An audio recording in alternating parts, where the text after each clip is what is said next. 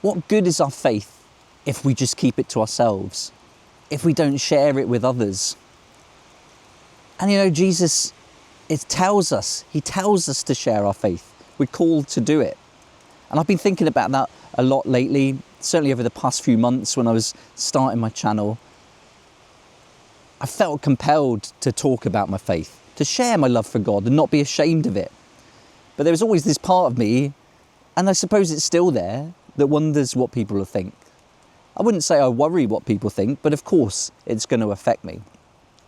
But lately I've just been thinking how pathetic that is when I compare what I'm experiencing and how I'm feeling to other Christians around the world who are being persecuted, Christians throughout history who've died, and then the recent news and the tragedies we're seeing over the past few weeks. And I just feel that we need to be bolder. We need to do more. And so in this video, I thought we could talk about what it means to share our faith, how we can do it practically perhaps, maybe some ways we can do it that are uncomfortable but powerful and productive. And I think we should start by reading Matthew chapter 5, and we'll look at verses 14 and 16. Okay, here we go. Let's turn to Matthew chapter 5, verse 14. Ye are the light of the world. A city that is set on an hill cannot be hid. Neither do men light a candle and put it under a bushel, but on a candlestick, and it giveth light unto all that are in the house. Let your light shine before men, that they may see your good works and glorify your Father which is in heaven. And that's Jesus speaking there. And it can't be more clearer than that, can it? We've got to start speaking out about our faith. We've got to be that light, because there's no denying it. We live in a dark world. There's evil everywhere. But we have this light. We carry this light. And we can shine it on the world. We can stand on that hill. We can be different. And that's what we've been told to do here. Jesus is telling us that's how we change things. That's how we make a difference. So when I think of the darkness and the evil that's around us, the things that happen, it's so hard to process sometimes. But if we just ignore that, if we ignore it and we pretend like it's not there, I don't think we're going to achieve anything. But if we shine that light of Christ on the evil, then I think we can do something powerful. So I guess we could look at, how do we do it? How do we share our faith boldly? How do we shine that light? And for me, this channel has helped so much in just speaking out, just making that public post on my own private Facebook page, letting people know I'm a Christian now. People have probably seen it and thinking, what's happened to Lee? He's gone crazy. But I don't care. I really don't care.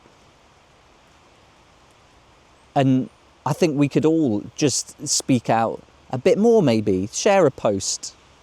Share someone else's post. Share a meme, an article, a video. Make our own video. Even just share a verse from the Bible and even like add a little reflection of what you think and how it applies to your life, or perhaps how it applies to things that are going on in the world. And I think if we can shine our lights individually, then that light's going to get stronger. People are going to see it. People are going to be turned to Christ. They're going to start reading the Bible. They're going to start recognizing the evils of the world, the things we have to stand up to. And maybe they'll even do something about it. But it all starts with just being bolder and just speaking out. And when we hear someone saying something that's not true, maybe now's the time to actually say, that's not right, rather than just going along with it because it's easier, or we don't want to get into an argument, or we don't want it to cost us our work or reputation. Well, maybe that's exactly what it should cost us. You know, I think of what's happened this week with Charlie Kirk, and before that, all the terrible things that are happening in the world. And what's our response?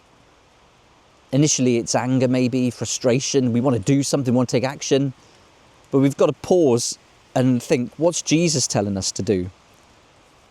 What would he do?